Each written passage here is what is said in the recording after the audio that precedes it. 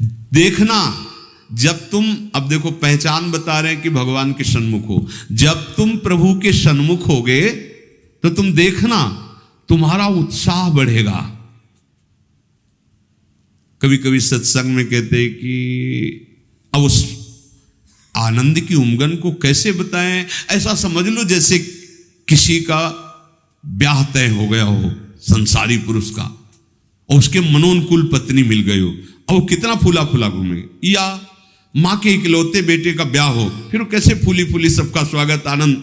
अब ये कहाँ परमानंद में प्रभु से उदाहरण बैठेगा, पर वो तो अद्वितीय है, अचिंत्य है। ऐसे ही चंद्र शाखा न्याय जैसा कि डाल के एक हाथ ऊपर देखो चंद्रमा दिखाई दे रहा है, अद्भुत फूलन, अद्भुत उत्साह। जिस समय भगवत सन्मुख होगे ना, एक ऐसी उन्मत्तता, एक ऐसे आनंद की उमंगन, उसके लिए ललचाओ। जो तुम खोज रहे हो इधर नहीं है, वो इधर है। परमानंद, विज्ञानानंद, क्या क्या भगवान की उस आनंद को महापुरुषों ने सजा करके, बहुत सुख में, परमानंद में, निश्चित निश्चित। हम कई बार कहा है कि अगर ऐसा कुछ होता तो हम कह जरूर देते, भले हमारी कमी होती कि हमारी कमी के कारण, पर हम कह देते, पर सच्ची कहते हैं। वो उसी आनंद का ये जितना ये आनंद का जो क्षेत्र माना गया शरीर है, भोग है, इसकी तो दशा ही देख रहे हो। आनंद का स्वरूप प्रभु में, ज्यों ज्यों तुम्हारा प्रभु सन्मुख होकर कदम बढ़ेगा तो तुम्हारे अंदर अद्भुत आनंद, अद्भुत उत्साह, अद्भुत उत्कंठा और एक दिव्य शक्ति।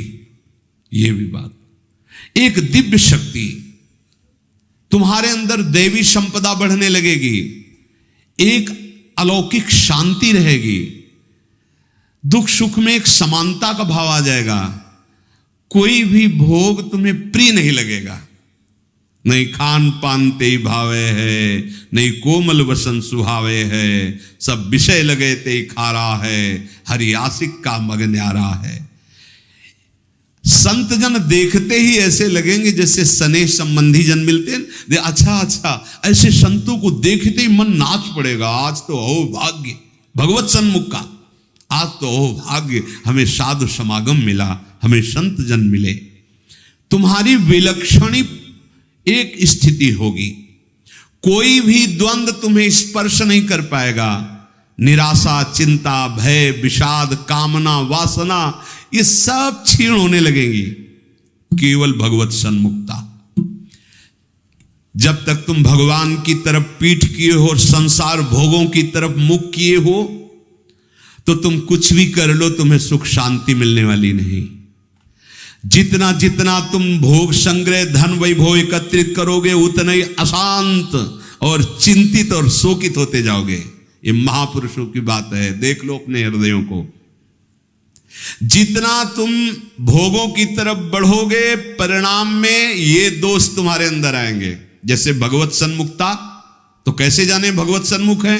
तो बोले जो ही तुम भगवत सन्मुख होगे तो तुम्हारा एक एक क्षण नवीन उत्साह, नवीन उत्कंठा, दिव्य शक्ति और दैवी संपदा, शांति, समता, वैराग्य, प्रेम और संतों को देखकर अपार सुख, ऐसा ये भगवत सन्मुखता का लक्षण। अब यहां बता रहे, चाहे जितना तुम धन वैभव भोग एकत्रित कर लो, भगवत विमुख हो, तुम्हें कभी सुख शांति नहीं मिल सकती। भगवत विमुख का लक्षण क्या है?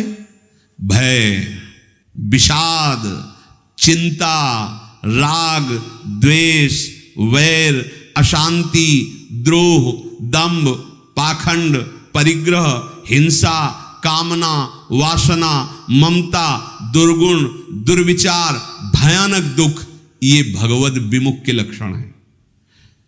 जो भगवत सन्मुख होता है, एक भी उनके हृदय में नहीं होते। ये जांचो जांचो, अंदर जांचो।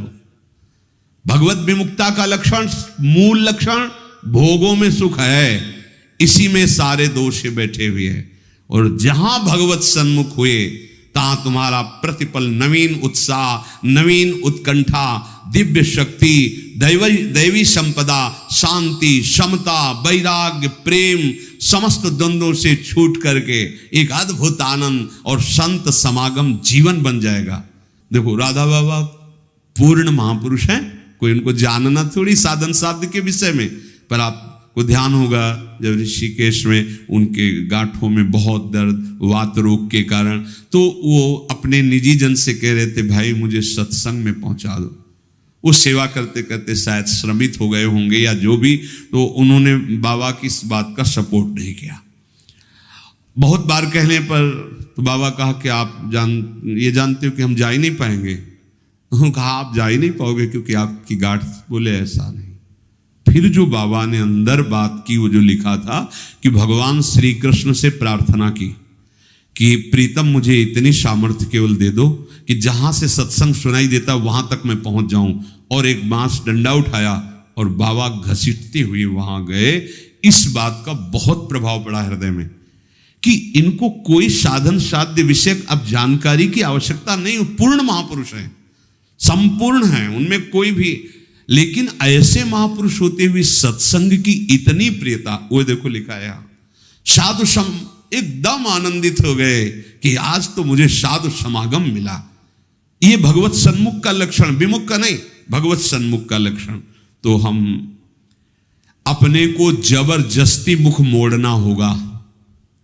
अगर हम इसी जन्म में परम कल्याण चाहते हैं, इसी जन्म में सुख चाहते हैं, मुख मोड़ना हो। जबरदस्ती शब्द लिखा है, जबरदस्ती मोड़ना, हटो हटो। जैसे है ना कि अब जिस तुम कगार पे खड़े हो, भारी दरार पड़ गई है, जबरदस्ती हटो नहीं तो गिरने वाले हो, धारा में तुम बह जाओगे, डूब जाओगे। ऐसे ही तुम्हारी वही दशा है जैसे हरी हरी घास खा रहा है बकरा और बकरी से सहवास कर रहा है और बड़ा सुख का अनुभव कर रहा है, पर वो कसाईवाड़े में बंद है। वो ये नहीं जान रहा कि अब की नंबर हमारा आ रहा है गड़ासा चलने का, वो नहीं जान पा रहा है।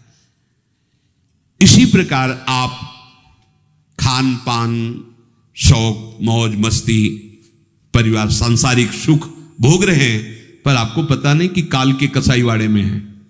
मौत का गड़ासा वो बिल्कुल तैयार किए हुए है, बस समय की देरी है, नंबर आपका ही है। सावधान। इसीलिए कह रहे जबरदस्ती भगवत सन्मुख करो अपने मन को, अपने तन को, अपनी वाणी को, अपनी चेष्टा को। कोई उपाय नहीं है बचने का। आपको दिखाई दे रहा क्या है, तो भयभीत कर रहे हैं, आप देख ही नहीं पा रहे हो, भय तो तांडव मचा रहा है। देख लो, ऐसे जरा सी भूमि हुई, हजारों लोग मकान के नीचे दब के मर गए। ऐसे जल में उफान आई, एक लहर आई, प्रांत का प्रांत नष्ट कर दिया। क्या क्या लीलाएं हो रही प्रकृति की, माया की। हमारा भी तो नंबर आएगा ना, कोई ना कोई तो आएगा, काल का रूप, कहीं ना कहीं कोई रोग, कोई घटना, कोई, और हम मस्त हैं जैसे बकरा हरी हरी घास खा रहा है, ऐसा ऐसा उसको लग रहा है हम बड़े सुखी, ये पता नहीं अगला नंबर हमारा है। तुमको बिना सूचना दिए, बिना राय के तुम्हारी मृत्यु तुम्हारा नाश कर देगी। मृत्यु किसी से राय लेती क्या कि अब हमारी प्रार्थना स्वीकार करें, हम अपना काम शुरू करें, यदि आपकी आज्ञा हो? ऐसा नहीं। अगर ऐसा हो तो कोई तैयार नहीं होगा, कोई नहीं तैयार होगा। बिना आपको सूचना दिए, बिना आपकी राय के वो आपका नाश कर देगी मृत्यु। इसलिए वो सहसा आप पर आक्रमण करेगी, उसके पहले आप सावधान हो जाओ। अब वो कब करेगी कुछ पता नहीं है, इसलिए आपको अभी से, इसी सेकंड से सावधानी करनी है। क्या? एक एक वृत्ति को कृष्णाकार कर दो, प्रियालाल के चरणों में लगा दो। बुद्धिमान उपासक सावधान, तुम्हारी जन्म के साथ ही मृत्यु पैदा हो चुकी तुम्हारी। कितने अनुभवी महापुरुष कह रहे सावधान, जब तुम्हारा जन्म हुआ था उसी समय तुम्हारी मृत्यु भी पैदा हो गई है। बस तुम्हारे साथ चल रही मृत्यु अवसर देख रही है, समय देख रही, जहां पूरा हुआ वो अपना काम कर देगी। इसलिए प्रतिक्षण तू मृत्यु की दृष्टि में है, शिकार बिल्कुल लक्ष्य पे है। मृत्यु का अंतिम स्पर्श तुम्हारा सर्वनाश कर देगा। शरीर, रुपया, पैसा, कामना, घर, मकान, पद, पदवी, सब। अतः तुम कुछ ऐसा करो जिससे मृत्यु शरीर पर प्रभाव पड़े, आप पर नहीं। आप कर्ता भोक्ता भाव में है, इसलिए आप पर प्रभाव पड़ता है। वो क्या है? इस चक्र से सदा छूट जाने के लिए एकमात्र सब ग्रंथ, सब संत और सब पंथ का निर्णय है सतत भगवत भजन, सतत भगवत चिंतन, प्रभु के आश्रित होकर प्रभु का भजन। एक छोटी सी वस्तु जब भाव में भरकर आप प्रभु को समर्पित करते हैं तो प्रभु उसे बहुत बड़ी मान लेते हैं। हमारे प्रभु का स्वभाव ऐसा है। पत्रम पुष्पम फलम तोयम ये में भक्ता प्रति। देखो नाशवान वस्तु है ना। अगर एक चुल्लू जल भगवद अर्पण कर दिया, भगवान उतने में प्रसन्न हो रहे हैं। एक तुलसी दल ले लिया, ऐसे एक फूल ले लिया, कोई फल ले लिया, और भगवान भाव में भरकर कहते हैं अश्नामी, मैं उसे खा लेता हूं। जैसे फूल सूंघने की वस्तु है, पर भगवान कह मैं पा लेता हूं, पत्ता पा लेता हूं, जल पा लेता हूं, फल पा लेता हूं। पत्रम पुष्पम फलम तोयम ये में भक्त्या, भक्ति भाव से जो भक्त अर्पित कर देता है, भगवान कहते हैं मैं उसे पा लेता हूं, वो शाश्वत हो गई। दो प्रकार की बैंक है, एक मायाकृत बैंक, एक हरि बैंक। हरि बैंक में वही वस्तु जमा होती है जो त्वदीयम वस्तु गोविंदम तुभ्यमेव समर्पय से होता है। ध्यान रखना, आपके द्वारा दी हुई वस्तु आपको समर्पित है, ये हरि बैंक में जमा हो गया। अगर आप निष्काम भाव से करते तो भगवत प्राप्त हो जाएंगे, सकाम भाव से करते तो आपको बहुत आगे बढ़ करके मिलेगी। और यहां जो बैंक में मायाकृत जमा है ये सब रद्द, शरीर छूटा, सब व्यर्थ गया। मानव जीवन का एक एक क्षण इतना कीमती है कि उसके बदले में फिर कुछ नहीं है कि हम ये दे करके समय खरीद ले। तो ऐसे समय को केवल केवल महामहिमा में भगवान नाम स्मृति में लगाओ। सब चेष्टाएं हो रही, नाम जप कर रहे, आपका बैंक बैलेंस बढ़ रहा है। एक एक नाम, जैसे कोई भूखा व्यक्ति एक एक कवल पाता है तो तुष्टि पुष्टि क्षुधा निवृत्ति होती जाती है, ऐसे ही एक एक नाम संसार से वैराग्य, अपने स्वरूप का ज्ञान और भगवान के चरणों में प्रेम, ये तीनों होते चले जा रहे हैं। पर जैसे बहुत भूख लगी हो तो दो चार कवल में और भूख बढ़ती नजर आती है, तृप्ति का बोध नहीं होता। आधे पेट होने के बाद फिर स्वाद और तृप्ति का अनुभव होने लगता है। फिर पूरा जब पेट भर जाता है तो कहना क्या है। ऐसे ही अभी हम थोड़ा भजन करते तो और जलन बढ़ रही है। यद्यपि वो संसार से वैराग्य, स्वरूप का ज्ञान और भगवत चरणारविंद में प्रेम, ये प्रारंभ हो गया है एक एक नाम से। पर जब आप 24 घंटे में कम से कम 12 घंटे का ऐसा अभ्यास बने कि हम भगवत स्मरण परायण, तो आधा पेट मानो हुए, फिर आपको स्वाद मिलने लगेगा। अनर्थ की निवृत्ति होते ही आनंद का स्फुरण होने लगेगा। पर एक एक नाम व्यर्थ नहीं जा रहा, गिनो या ना गिनो। किसी को भ्रम रहता अगर माला से गिनेंगे नहीं तो व्यर्थ चला जाएगा। अरे भाई, गिनना तो आपके मन को लगाने के लिए है। नाम तो अविनाशी है। राधा राधा बोला, नहीं गिनोगे तो फल नहीं मिलेगा क्या? कुछ लोगों को भ्रम होता है अगर गिना नहीं तो फिर वो संख्या ऐसे ही चली जाएगी, लिखा जाएगा नहीं। अरे गिनना केवल मन को लगाने के लिए है। नाम महामहिमा है, गिनो या ना गिनो। अब प्रेमी जन गिनने में नहीं रहते। हाँ, प्रेमी जन तो श्वास प्रश्वास अपने प्रीतम के नाम का वर्तमान में स्वाद ले रहे, उसका और कोई फल नहीं चाहिए। ये जिह्वा पे राधा राधा चल रहा है, हमें सब कुछ मिल गया, बस यही चलता रहे, हम भूलूं ना। इतना स्वाद, इतनी महासुख की वृत्ति उदय होती है। सामने प्रियालाल हृदय आनंद की उफान में, जिह्वा पे नाम, अब उसे क्या चाहिए? जो क्षण चला गया वो लौटकर दोबारा तुम्हारे जीवन में नहीं आएगा। बहुत बड़ा घाटा। अगर खाली चला गया तो बहुत बड़ी हानि, बहुत बड़ा छिद्र, बहुत बड़ी दोष वृत्ति हो गई। जरा सा भगवत विस्मरण में अंतर, माया का प्रवेश। का हनुमंत विपति प्रभु सोई, जब तो सुमिरन भजन न होई। श्वास प्रश्वास लगातार भगवान नाम का अभ्यास, भगवत स्मृति। कहीं भी जा रहे हो, कोई भी कार्य कर रहे हो, किसी से भी कोई व्यवहार कर रहे हो, अंदर ही अंदर स्मरण, प्रभु का स्मरण न छूटने पावे। लाभ हरिवंश के नाम उच्चारण, लाभ इससे बड़ा कोई लाभ नहीं। राधा राधा हरि हरि, अगर नाम उच्चारण हो रहा अंदर, बहुत बड़ा लाभ मिल रहा है। 1 लाख रुपया 1 घंटे में कमा लिया और हरि को भूल गए, किस काम में आएगा? और 1 घंटे बाद शरीर छूट गया, 1 लाख रुपया कमा लिया है, हरि का नाम नहीं लिया, तो आएगा क्या हाथ? और 1 घंटे लगातार नाम जप किया है, भले हमारे पास लौकिक वैभव नहीं है, लेकिन ना तो संताप होगा, न शोक होगा, न चिंता होगी, न भय होगा, एक आनंद, और वो अनंत काल के लिए बैंक में जमा हो गया अविनाशी नाम। ये हमारी समझ में क्यों नहीं आ रहा? लाखों रुपया इकट्ठा कर ली, चिंता है, शोक है, भय है, नाना प्रकार की वासनाएं जल रहे, लाभ क्या मिला?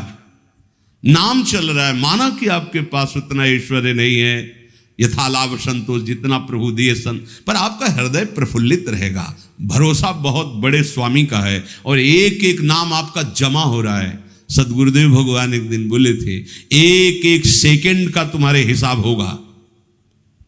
ऐसा नहीं कि तुम नाम जप कर रहे हो, उनके लिए जल रहे हो, कष्ट सह रहे हो, तो तुम्हें किसी को बताने की जरूरत है। एक एक सेकंड का हिसाब होगा और आप निहाल हो जाओगे। वो एक एक सेकंड आपको देख रहा है, आपके एक एक सेकंड की वृत्ति का हिसाब होगा। बहुत उदार दानी हैं हमारे प्रभु, अति उदार भी सुंदर। ऐसे मालिक के सेवक हो, वो एक एक सेकंड देख रहा है और तुम्हारा हिसाब करेगा। बाहर से नाटक करोगे, भक्ति का दंभ करोगे तो समय लगेगा, दंभ पूर्वक भी भक्ति की व्यर्थ नहीं जाती। झूठा खेले साचा हो, एक दिन ऐसा झटका लगेगा माया का कि अपने आप सच्चाई पे खड़े हो जाओगे। वो बहुत खिलाड़ी है, उससे बड़ा कोई खिलाड़ी नहीं। करो करो दम, करो नाटक। अब वो अपना नाटक विस्तार करेगा और ऐसी जगह खड़ा करेगा जहां कोई नहीं, तब पुकारोगे हे हरि, तो बोलेगे आ जाओ, हम तो पहले ही बांह फैलाए बैठे थे, पहले ही तुम तो हमें केवल निमित्त बनाकर भोगों के लिए तुम चल रहे थे, लेकिन अब असलियत में पुकारा, आओ हम तुम्हारे स्वागत के लिए खड़े। झूठा खेले, ये खेल ऐसा है, झूठा खेले साचा होए। अगर झूठ से भी कोई भक्ति करने लगे तो सच्चाई में भगवान उसे भक्त बना देते हैं। हाँ, जो कोई भक्ति करे कपट से, उसको भी अपनाऊं, साम दाम और दंड भेद से सीधे रास्ते लाऊं। साम दाम दंड भेद, सीधे रास्ते लाऊं, नकली से बनाऊं असली। यही मेरे मन में छड़ी भगत मेरे मुकुट मणि। मैं हूं भक्तन को दास, भगत में आह। कितने कृपालु स्वामी है। एक राजा का सरोवर था बहुत बड़ा, तो उसमें वो अपने मन आह्लाद के लिए रंग बिरंगी मछलियां पाले हुए थे। कभी कभी कोई मछुआरा, तो उन्होंने आदेश कर दिया, इस सरोवर से जो मछली पकड़ेगा उसे मृत्यु दंड दिया जाएगा। अब तो कोई जाता नहीं, बहुत मछलियां रंग बिरंगी को। एक मछुआरा परिवार बड़ा भूखा था और कई दिनों से भी मुझसे मिला नहीं था शिकार। तो उसने देखा यहां कोई रखवाले तो रहते नहीं है, मृत्यु दंड का आदेश है, हम जल्दी से लिया भाग जाएंगे। और ढेर सारी मछलियां बड़ी बड़ी। वो गया, जाल फैलाया, मछली समेट ही रहा था कि राजसवारी दूर से घोड़ों की टाप धूल। देखा, अरे ये तो अब क्या करें, भागते हैं तो दिखाई देंगे, बंदी बना लिए जाएंगे क्योंकि वो घोड़े में है। उसको लगा कि साधु बन जाना अच्छा है, बहुत बढ़िया उपाय है। फौरन कपड़ा सा उतारे और रजली पूरे शरीर में पोतली, और वो तो साधु का बैठ गए, जाल उसी जल में छोड़ दिया, ऐसे छुपा दिया, शांत से बैठ गए। वो राजा निकल रहे थे तो देखा सरोवर पर कोई परमहंस बैठे। बोले हो भाग्य। दूर ही अपने सब राजशोभा को रोक दिया, सैनिकों को रोक दिया, नंगे पैर पाग उतार करके आए, साष्टांग दंडवत की। धीरे से हल्की आंख खोल, वो तो भयभीत है कि मृत्यु दंड मिलता। रत्न आदि सामने रखकर, पर वो आंख खोला नहीं, तो उसने समझा महाराज ध्यान में है, विक्षेप नहीं पहुंचाना चाहिए, चुपचाप चला गया। जब घोड़ों की टाप दूर ऐसे जाते हुए वो चले गए तो आंख खुला तो देखा रत्नादि हीरे आदि। तो उसने विचार किया कर्म तो मैं वो कर रहा था कि मुझे मृत्युदंड मिलता, लेकिन साधु वेश का सहारा लिया तो मुझ नीच अपराधी को राजा प्रणाम किया और ये रत्न रख के गया। ये जब मैं नकली भाव रखा तो ऐसा हुआ, यदि मैं असली में साधु बन जाऊं तो क्या होगा। अब मैं ना अपने घर जाऊंगा, ना आज के बाद कभी मछली मारूंगा, अब मैं सच्चा साधु बनूंगा। बना दिया। जो कोई भक्ति करे कपट से उसको भी अपनाओ, पर काहे को समय बर्बाद करोगे। आपको भगवान ने सत्संग दिया है तो आप सच्चे मार्ग के पथिक बनो। श्वास प्रश्वास तुम्हारी खाली न जाने पावे। जब तक तुम्हारा मुख भोगों की ओर है, मुख का तात्पर्य अंदर से है, अंतर ही अंतर, तुम सब साधन कर रहे हो लेकिन तुम्हारी विश्राम स्थिति मन मानता है भोग में। क्या खाने को मिलेगा, हाँ हर्षित हो गए। क्या भोगने को मिलेगा, हर्षित हो गए। मतलब आप अभी भोगों के सन्मुख हैं। अंतर की बात देखना। जब तक तुम्हारा मुख भोगों की ओर है तो तुम कह रहे हो कि हम भगवत मार्ग के पथिक हैं, भगवत मार्ग में चल रहे हैं, पर तुम चल भोगों की ओर ही रहे हो, प्रभु की ओर एक कदम नहीं चल रहे हो।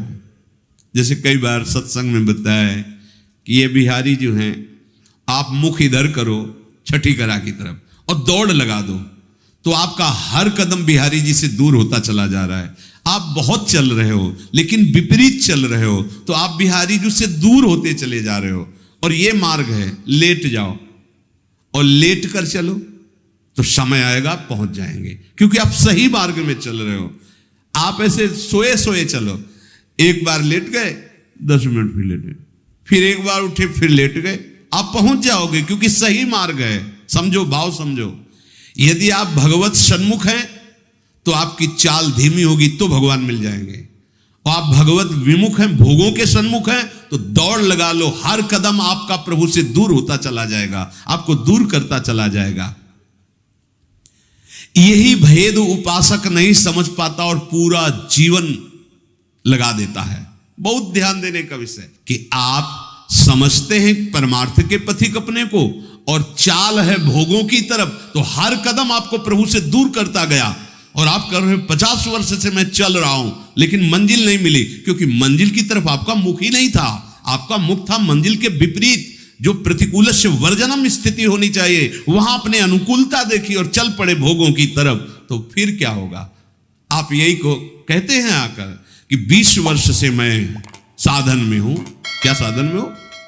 बहुत दौड़ने वाले हो, बहुत दौड़ाक हो, लेकिन विपरीत दौड़ रहे तो फायदा क्या हुआ।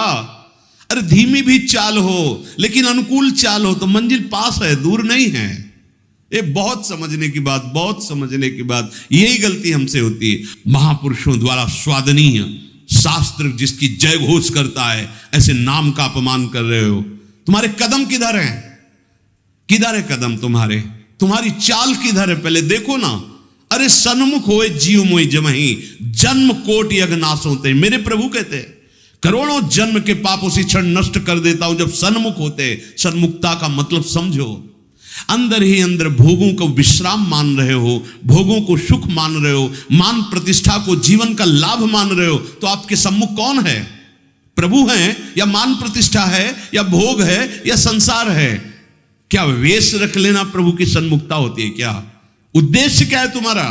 उद्देश्य सन्मुखता होती है। उद्देश्य बहुत बार कहा है, उद्देश्य को आप ठीक कर लीजिए।